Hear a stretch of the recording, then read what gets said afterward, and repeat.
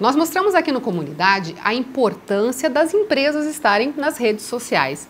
Mas mais que isso, é preciso saber se comportar nessas redes, saber principalmente como lidar com reclamações de clientes, por exemplo. Quem conversa com a gente sobre esse assunto é o analista de mídias sociais, Randy Fuzieger. Tudo bem, Randy? Olá, Elaine, tudo e você? Bem-vindo de novo aqui. Muito obrigado para ajudar a gente a esclarecer aí essas informações que, né, tem gente fazendo feio, né, nas redes sociais. Se tem. Eu acho que um dos principais problemas que a gente vê muitas vezes é assim, as pessoas já perceberam que hoje reclamar de uma empresa no Twitter, no Facebook, no Instagram, marcando a empresa, é uma forma de chamar a atenção para um problema que ela está vivendo, né? E aí, às vezes, a empresa não sabe muito como reagir, às vezes reage até de uma forma meio grotesca, né? O que fazer no caso de uma reclamação, às vezes, mais acentuada ou mais nervosa de um cliente? Eu acho que quando a gente está assim, tratando de empresa e a empresa... O primeiro de tudo é a empresa perceber que o papel dela na internet é um papel efetivo, né? Ela não pode enxergar a internet como somente uma vitrine de exposição. Ela não pode ter só um nome lá. E hoje, o que demanda muito também sobre os profissionais, sobre as próprias empresas, é o relacionamento, né? Nada mais importante para as empresas hoje do que o relacionamento digital.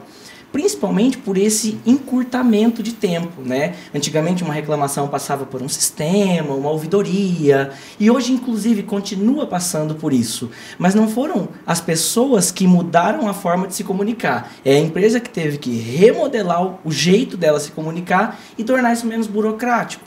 Porque a partir do momento que nós temos uma comunicação muito concisa e muito rápida, nós estamos atingidos, de certa forma, com o vírus da rapidez. Então a gente quer a resposta rápida. Na hora, se possível, na hora.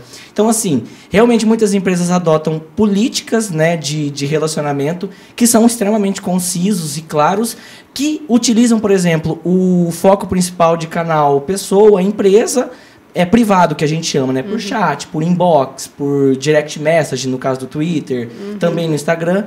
Mas, assim, quando é público, é muito mais complicado para a empresa abafar, ou não abafar, mas deixar de responder aquela pessoa, porque aquilo está público. Nem que seja para você chegar e falar, eu vou te responder, mas como a nossa conversa vai demorar um pouquinho mais, vamos ali pro inbox, a gente consegue trabalhar. Mas o relacionamento hoje, ele é muito mais efetivo do que, por exemplo, campanhas digitais de impacto. Porque a campanha digital de impacto, ela vai gerar público, que é o foco principal da campanha. Isso é ótimo.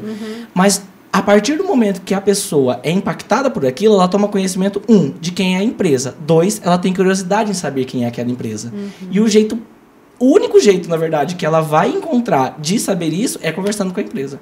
E a empresa tem que estar preparada para responder. Tanto é que até no próprio Facebook, se não me engano, a empresa costuma responder imediatamente, ou costuma responder de tanto em tanto tempo. Isso. Quando você manda uma mensagem no Messenger, por exemplo, né? Isso. O Facebook, ele até trabalha, ele ajuda as empresas, né, e o público. Isso aí é uma faca de 2 gumes que a gente fala. A empresa é muito ajudada pelo Facebook nisso, quanto o público, porque o público sabe já. Se ele entra numa página, se aquela empresa responde em poucos minutos, em alguns minutos, em horas ou em dias. Agora é importante sempre responder, né? Nunca deixar o cliente sem resposta. Nunca deixar o cliente sem resposta. E assim, tentar tirar o que é muito genérico da resposta, entendeu? Tudo que é muito maquinado, porque um relacionamento, como o próprio nome já diz, é você conversar com essa pessoa, é você trazer ela para dentro de casa, que a gente fala, e não é assim, você tem aquilo ali como um hub, que a gente fala, como um guarda-chuva, e depois daquilo de baixo tudo vai para lá. Então, se você vai conversar com uma empresa, por exemplo, e você quer saber, uma empresa de tênis, por exemplo,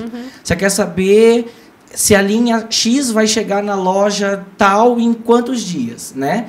A empresa, o ideal é que ela tenha um calendário de distribuição desse produto dela para que ela saiba responder a pessoa. Porque isso é uma informação que parece pequena para o público e tudo mais. Mas gera um encantamento na pessoa, porque assim, eu sei quando o meu tênis vai chegar. Primeiro de tudo, o objetivo foi alcançado. Mas há bônus perto disso, como a empresa me respondeu, a empresa sabe quem eu sou. Então, isso gera uma coisa, né? E aí, eu brinco muito e eu falo que hoje as mídias digitais, né, e o relacionamento digital, ele remete muito ao rádio, nas décadas que ele foi surgindo ali, principalmente com os programas de auditório, porque você imaginava muito quem era aquela pessoa que falava, porque você via a voz. Sim. Você só via a voz.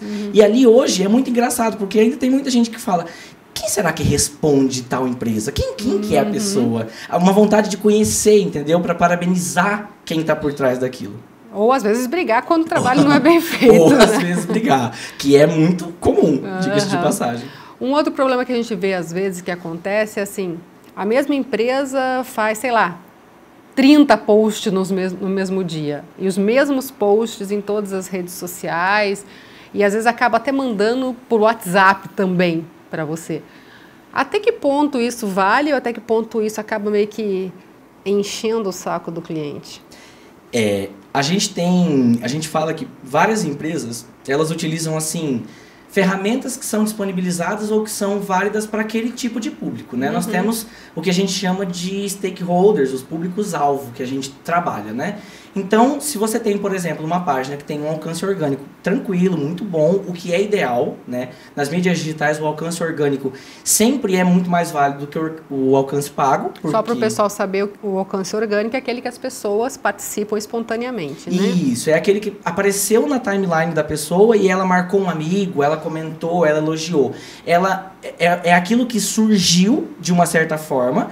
Por exemplo, um amigo meu foi impactado pela empresa porque a empresa pagou, do alcance pago. Aquela pessoa vem do alcance pago. Mas esse meu amigo impactado pela empresa que pagou, me marcou.